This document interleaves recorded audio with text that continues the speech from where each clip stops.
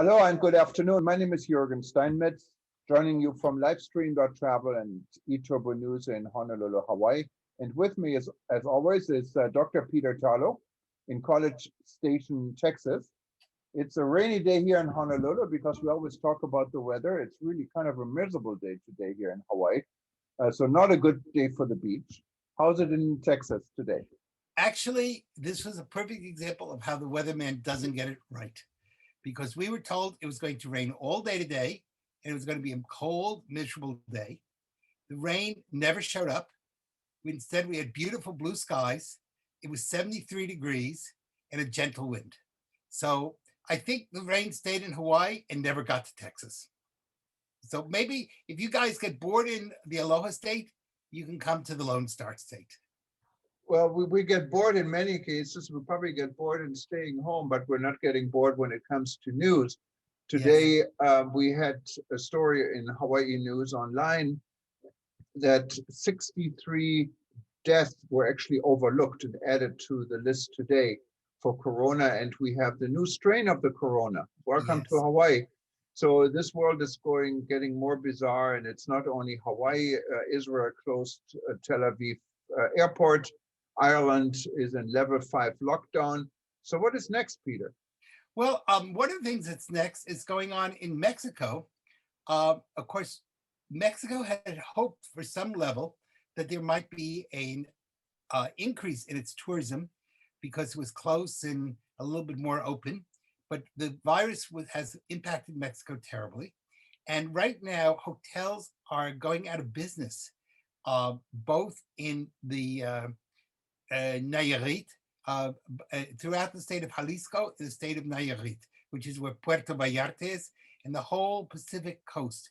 So hotels such as Holiday Inn, which are kind of less degrees, but Paradise Village, some of the more 5-scale hotels have also are now up for sale and have gone bankrupt. And that really has a long-term economic impact on that area because it's totally dependent on tourism. And it's, I don't know the exact percentage, but let's say between direct impact and secondary impact, maybe 80 to 90% of the economy. And if their hotels are now going bankrupt, that means a lot of jobs are lost, a lot of money's being lost, and it's going to take forever to redo. Now, many of these hotels are up for sale because they can't afford to be kept. So if anybody's looking to buy at fire prices a hotel along the Pacific coast in Mexico, this would be the time to buy a hotel. But it's a real tragedy what we see going on. And of course, the variations of the flu are taking place, or the flu, of the COVID are taking place all over the world. There's the British now think that their new strain is not only more contagious, but also more deadly. So that's going to be a real issue. Israel was afraid of the incursion of the British strain, but there's also now a major new strain in South Africa. And that strain is also considered very deadly. And so for a while, we believed that Africa would kind of escape COVID, but it hasn't. So COVID has now come to Africa and through many of the countries in Africa. And of course, in Africa, they have a further problem. They don't have a strong medical infrastructure that they would have in maybe one of the more developed countries in Europe or in North America. So those are real economic problems that are taking place. And on the other hand, interestingly enough, the states of California, Michigan, New York have decided that COVID has no impact on restaurants. So they're reopening their restaurants. And that has got to make some people a little bit scratch their heads because I believe in New York City, 60% of the restaurants may not make it. Certainly that may be an exaggeration, maybe only 40%, but 40% or 60%, it doesn't really matter. It's a lot. And now if they're going to open them up again, they're saying, well, the numbers haven't changed. Why all of a sudden is this happening? So that's really a challenge for people in the New York metropolitan area, along with California and Michigan, Detroit. It's very surprising if you look specifically here at California, numbers are really not very good. We're going Yes. to have a story actually tomorrow with Mona Nafa. She's Californian, but she lives in Jordan. Jordan. She's going to talk about her trip back to California from Amman, and also how she's finding Palm Springs these days. And that contradicts quite a bit what you're saying. She's telling me there's not one restaurant open. So I guess this is all changing. Yeah, no, it's not. They're closed right now. They're opening February 1st. Well, that's So it's not contradicting. In other words, the governor announced it today. So, but she is right. Right now, everything is closed. So it's unclear why this decision was made, but the decision was announced today. It has not happened. It's just been announced. yeah, and it kind of goes into what we had been reporting yesterday when I did an interview with my good friend Gunther Franke from Germany, who is a pharmacist for more than he owns a group of pharmacies in Yes, Cologne for more than 30 years. And we're talking about masks. It looks like our government, regardless who's in charge, really has been misleading at least Americans quite a bit when it comes to the mask. So today, I think to cover up the story we had reported yesterday, the New York Times said, okay, people should wear 2 masks. Yes, actually, And, Dr. Fauci said that. yes, So, Dr. Fauci said that, but there's no word about cotton fabric and masks that are now illegal in Germany because they're not effective, right. are still on the recommendation list for CDC. And here it's reversed. It said people should not wear KN95 and N95. Right. They're similar to the FFP2. They are now mandatory in Germany because they do protect. Yes. So there is not only a lot of misinformation and people come to the wrong conclusion, and it looks like real leadership is not established. Whether it will, we don't know. But of course, it's not only the US, it's everywhere in the world. If you go, we're talking about South Africa, what hit us home, both Peter and I were involved in the African Tourism Board, Right. and our chairman at African Tourism Board is fighting the COVID. coronavirus, and one of our executives lost 10 family members in the Yes. last few weeks on corona. So this problem is real. And no, it's absolutely real. And of course, part of the problem is some countries can afford to vaccinate and some countries cannot. And some countries have whatever medications there are. But now the big problem is, will the medications we're using in the hospitals be valid for the new strains? Moderna announced today that they think that their vaccine will handle the new strains. On the other hand, officials from Pfizer said you may need to have an updated vaccine every year. So that would be a real issue because we're having trouble getting people around the world getting vaccinated round one. But if this becomes a yearly event, it's going to become quite a challenge. And of course, the bottom line is nobody knows because we haven't done enough scientific analysis. We haven't had enough time to really analyze it. So will it last for 3 years or will it only last for 1 year? Can it fight the new strains or can it not fight the new strains?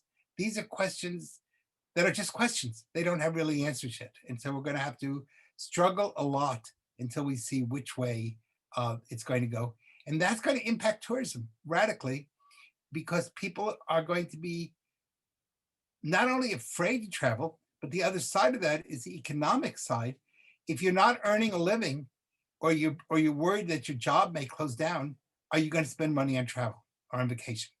Or are you going to hoard that money and hopefully have it just for food and pay rent? yeah, it's the money is one part, and there's also the scare. You know, it's people Sure. are not ready to accept to go on a trip, and it's not only getting on an aircraft. It might be safe for the most part to fly with an airplane, but how is it when you get to your destination? How is it at the airport where you depart from? Right. So there are different Where you land. factors. Where you land, absolutely, and there are different factors. And if I heard today that the United States is planning and is excited about to vaccinate 1 million people a day. And then it may be 1.5 million a day if we get lucky. But considering that these are giving 1 million shots, these are only 500,000 people or 750,000 for the best. And we have a population of almost 330 million people. Right, that's It right. would mean if everyone wants to get vaccinated, it would take a year. Right, and then we might be ready for the updates. So we Yes. may be in continual state of vaccination, and that's going to be a real problem. Actually, the last few days, the United States has been giving about 1 million vaccines a day. The problem is that we were holding back vaccine in the United States, so we had enough for the second doses. And now what they're doing is they're saying, no, we're going to give everybody the first dose. And then we will try to produce more. And that really makes a lot of sense because they can produce it. Once they figure out how to do it, making the second doses won't be so hard. But at least if you're giving everyone the first shot, what you're getting is about 14 days after your first vaccination, about 50% immunity. It's about the same success as with a flu shot. Well, 50% is not great, but it's better than zero. So I strongly agree with the government that we need to be giving as many people at least the first shot as possible, and at the same time be producing as much vaccine as possible. So that because it's 28 days from the time you get your first inoculation to the second. So that gives time to reproduce and to get it out, continue to get it out. But 1 million vaccinations a day is bare. Well, that's you would have 330 million people. Do the math. It's going to be more than a year by the time everybody gets there, et cetera, et cetera. So it's going to be very frustrating to say the least. And how that's going to impact the long-term economy is something in tourism that's really important. Yeah. The other story we had covered was the Boeing 737 MAX, what is now introduced into the system both in Europe and in the United States and North America. And in Europe right now, the European Parliament has taken up the issue and are pressured by an organization that represents victims in the crash in Ethiopia in 2 years ago, I think it was. So it'll be interesting to see what the result will be if the 737 MAX will be allowed to fly in Europe again, or if this is getting further delayed. And I think you're bringing up some other issues that are really important, including passenger rights. What happens if I buy a ticket on American, United, or Delta, or whatever I buy the ticket on, and all of a sudden I discover it's a 730 MAX, and I don't feel comfortable going? Are they going to refund my money instead of me? Or am I now forced to go on a plane on which I don't feel comfortable? Well, So, the good thing, Peter, now is that most airlines don't charge cancellation fees.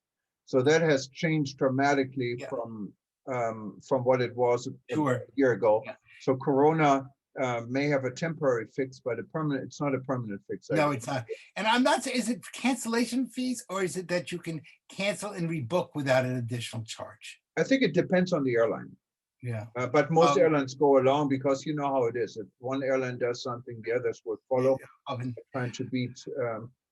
But I really wonder, and we were discussing for a while a passenger bill of rights on airlines. And I wonder if in that it should not be that the airline has to inform you of the type of aircraft that it's using at the time that you purchased the ticket. At least put it on their website. Because there may be, between Corona, there may be many people don't feel comfortable getting on this Boeing MAX. And there's a lot of rumors, and they're only rumors, I want to emphasize that the pilots have not been well trained to use they're rushing it out. And they, of course, Boeing doesn't want to go under, and I understand that. But on the other hand, I don't want to get on a plane with pilots who are not well trained on the use of that plane. So there's two sides to that. And in the beginning, we were talking about hotels going bankrupt, and maybe there is an interesting development again here in Hawaii about the number of people staying in vacation rental units actually has increased, while the number of people staying in resort hotels are decreasing, and they're empty already. So there seems to be an interesting trend, people trying to maybe get more space, more privacy, and are Or changing fear. hotels to vacation rentals. Or could it be that people, I'm not saying this is true, but could there be the perception that you're safer in a private rental villa, for lack of a better word, than you are in a big hotel where there are lots of people on the elevators? I think when I go to a place like Las Vegas and 20 people are packed on that elevator to go up to your room, I don't know if I'd feel very comfortable right now getting on an elevator with 20 people. There's no social distancing on an elevator. Absolutely.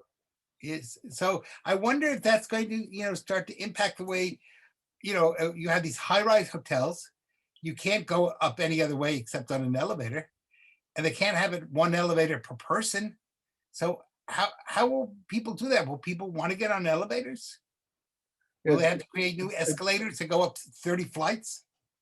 It's a very good question. I live in a building, we have 45 stories here, so I live on the 20th floor, so we do have to usually use the elevator unless you're in really good shape and can use the stairs.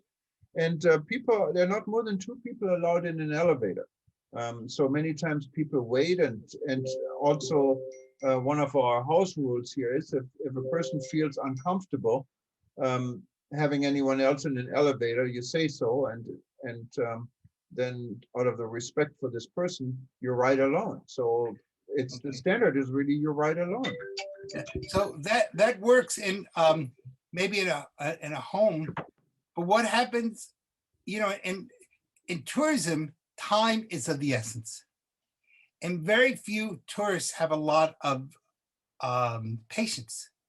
And so if you're in a hotel such as in Las Vegas, where maybe you have 20, 25 people normally get on an elevator, and the elevators go to the 80th floor, whatever it happens to be, how many people are going to wait for just 2 people on an elevator and wait 30 minutes until it's their time, even though there's an elevator bank?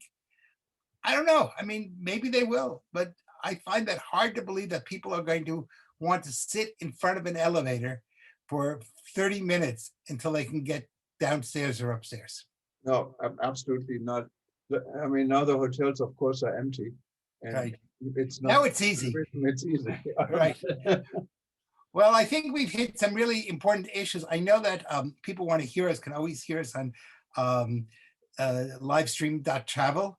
And I know that we're going to have a special end with a special update about what's going on in Washington, D.C. in the post inauguration period. Yeah, we will have Marikar on next and talk a little bit more what's in Washington, D.C. We had the tour guide, we had the inauguration party with tour guides and storytelling, and we're going to announce another exciting event because World Tourism Network, our organization, will be hosting I think it's the 35 year of the day for tour guides, and this will happen on February 15th, right here. And so we're going to get tour guides from all over the world, and it's a lot of fun because tour guides have a lot of stories to tell. Sure. And right now they need a lot of help because most of them are not doing very well at all economically, and they really wonder how they're going to buy just a loaf of bread. So, well, Peter, there was a very involved session today, a lot of news going on. So let's see what Marika has to say. Okay. And, I wish you a nice evening. And all right. And so, as I always say, stay well, stay healthy, smile. All right. And now over to Marika. I wanted to welcome Marikar Donato. Marikar is affiliated with the Global Tour Guide Association, I believe, or it's the World Tourism Guide Association, and she's been a guest on our various shows a number of times. Just most recently, we had the inauguration event with tour guides and storytelling from Washington, D.C. She's right in the heart. She lives about 10 minutes away, walk, she told us last time, from the White House. And I wanted to just catch up with you, Marika. How's the situation after the inauguration? Do you still see a lot of military troops there, or are things back to normal? Yeah, thank you, Jurgen. Good afternoon. Calling from Washington, D.C. So we were out yesterday, and it's very quiet. Things are going back to normal. The barricades are all down now, and the cars are able to move freely, as opposed to the Wednesday when we were all locked down and we couldn't move. But now I think the troops, the National Guards, have all been returned home. 26,000 of them have returned home. And what's interesting was that Jill Biden, our first lady, was giving them little cupcakes, to thank them for coming and for serving us, protecting our democracy during the time that the inauguration was going on. I thought that was very moving. And yesterday, President Biden was seen at the Georgetown. He was going to church at Trinity Church, his former parish when he was vice president. I thought that was also very interesting. And we took a drive around. So it's quiet. It's nice. The city is very peaceful right now. And, it seems like people are happy with the transition and the new administration. And what was also interesting was that when they were giving the flags away, we had so many flags planted on the mall that day. And we were able to go and pick up one of the flags. So this is one of the flags, big flag, that the people were being given, distributing. You could take as many flags as you wanted. There were 200,000 of them. Wow. So so I guess that's good. That's good news. So the city is going back to normal, and it doesn't mean things are going back to normal to all these unemployed tour guides. How's the situation? Because you're in the tour guide business, you want to show your city, and I've met some of your colleagues. We met some of your colleagues virtually, and it's an amazing group of people with so many stories to tell. Are there any stories they can tell right now to anyone? Well, we're still very sad because it's still the pandemic and we still have no jobs. So we've been jobless for 11 months now, going almost a year. I remember March 12 was really the timeline when everything just stopped for us. So it's almost a year. So no jobs, and we don't know how the future will look for the tourist guides. We hope to get vaccinated slowly because they're still distributing the vaccine. And so probably by March or April, a lot of the community will already receive the vaccine. But otherwise, tourism is completely down here in our city.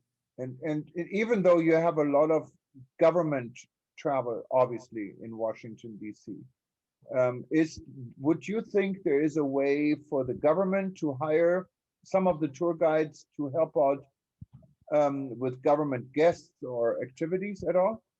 Yeah, we have there's not a lot of activity here because it's still not healthy to go around, Right. and show visitors. We're still very careful about the health protocol that we have been issued by our mayor. But dining now in restaurants, we can go indoor. Before it was all outdoor, but now 25% capacity, you can go indoor and dine. So that's good news. So slowly the city is opening up. But tourism, I think it will wait maybe in the fall that we will be receiving groups. Right. There have been some talk in Washington, D.C., and this is on and off. And again, now with President Biden in power, it became another subject. And I'm just wondering, you living in Washington, how you feel about it. It's statehood for Washington, D.C., because Washington, D.C. as a federal territory is not really a state. So you guys are not part of our country? We are a territory. We are the capital. So we are the legislative, executive, and judicial capital of the country, of the 50 states. So we have no statehood. We have no voting rights. and that we've been trying to get those rights for a very long time. We have not succeeded. So Wait a minute, you have no voting rights in a federal election? not in the elections, in the legislation. So we cannot vote for the laws. Wow. We cannot. We have a non-voting delegate. Her name is Eleanor Holmes Norton, but she cannot vote for the people. She cannot say yes, no. She just sits there and observes. Wow, that's amazing. I did not know this. So Yeah. yeah, I think so where do you stand? Do you want statehood, or how do you think this could be resolved? Because Definitely. obviously you guys should have a voice, right? Yeah, we are 720,000 residents who live Right. here. Right. And we have no voice, we have no vote. And we pay taxes. I pay taxes to the federal government, to the DC government, lots of taxes. You know, I'm self-employed, but I still have to pay. So why don't I have the voice in Congress? You Oh, know, so that makes that's a lot of sense. yeah. So if what Washington or what you guys want in the city, you want to become like another state. So that means you have 2 senators and you have a representative. Yes, Is that correct? correct. That would give you the voice. Yeah, but we have that because in the electoral college, we have the vote. We can vote for that. You know, we're counted. We have Right. 3 votes in the electoral college, but not in the laws. You know, when we have to decide if we want, you know, abortion, if we want this, we cannot decide for ourselves. You know, we have a non-voting delegate because we are like Puerto Rico, Guam, the Marianas Islands, you know, the 5 territories, including the District of Columbia, who have no representation in Congress. Wow. So we are being taxed without representation. Wow, that's an amazing story. I did not fully understand. I guess I'm glad I asked you, and we definitely want you guys to be part of the United States. It's like going back to Hawaii and all of a sudden tell us you're a kingdom. You know, you got nothing to do with the U.S. So yeah, I think. Do most people support this, or is there an opposition in Oh, Washington? we've been fighting for our rights for a long, long time now. This is not new. This is old, but we are not getting the, you know, the support of the 50 states. I think they just want us to be neutral, to be just the way we are. I don't know if that will change with the Biden administration. Well, but we do have some good news because there's an event. Uh, we're supporting not only from eTurboNews, but also from our World Tourism Network, the organization we started back in December. And tell us about the event. What is going on February 15th? Okay, so we are going to launch the International Tourist Guide Day, which is an activity sponsored by the World Federation of Tourist Guides Association. And every year on February 21st, that is like the day we were founded, the day we began, 1985. Okay, so that's what we call like Founders Day. So we would like to celebrate tourist guides worldwide.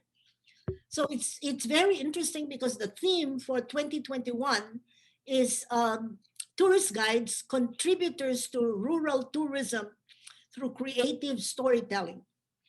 And that is also ties up with the UNWTO World Tourism Day last September. That was their theme. We're just piggybacking on that theme. Well, that's very exciting. And I think at World Tourism Network is looking forward in partnering with this event, and we'll be hosting it on our platform on February 15th at 1 p.m. Eastern time, what would be like 10 a.m. In California. Or if you look at the time in London, it's 5 p.m. in London or 6 p.m. in the rest of Europe. So it's going to be a global event and everyone is actually invited to participate. And you can find the information at worldtourismevents.com, worldtourismevents.com, and you can sign up. There's no charge and just celebrate with tour guides. I can tell you, tour guides are fun to be around with. You don't want to miss this one. Well, Right. Micah, thank you so much for your update. It's always a pleasure talking to you, and hopefully we can talk again very soon. And you Sure. tell us what else is happening in Washington, D.C. Sure. I can be your reporter. Wonderful. We love that. Okay. Thank you very much, Jurgen. Bye-bye, Thank you. everyone. Bye-bye. See you on the 15th. Thank you.